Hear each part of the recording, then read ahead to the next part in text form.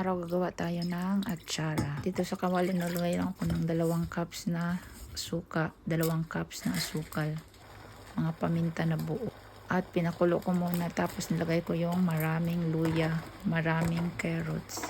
Tapos nakabili ako ng maraming bell peppers, nilagay ko na rin para di siya masayang, o diba, para mapakinabangan pa. Masarap to sa mga prito-prito. Tapos nilagyan ko rin siya ng maraming sibuyas, ninipisan ko lang to paghiwa, ayan. Para masarap na masarap yung ating atsara. At dito naglagay din ako ng 2 pack ng pasas. Ayan, di ba masarap din yung may pasas nito. Tapos hinalo-halo ko lang din at pinakulo para yung sa ilalim mapunta sa itaas. O di ba ang ganda ng kulay niya.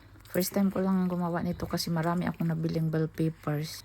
Para hindi masayang, sinama ko na dito sa atsara. Tapos nung kumulo na, nilagay ko na yung ginadgad ko na papaya. Tinanggalan ko lang to ng katas. Sabad ko sa asin, tapos sinugasan ko at piniga ko ng mabuti para matanggal yung tubig. Tapos hinalo-halo ko na rin siya dito. Pinakulo ko lang din ng saglit. Nung okay na, pinatay ko na at pinalamig. Tapos nung malamig na, nilagay ko na dito sa aking lalagyanan. O diba? At yan na yung ating atsara. O diba? Salamat!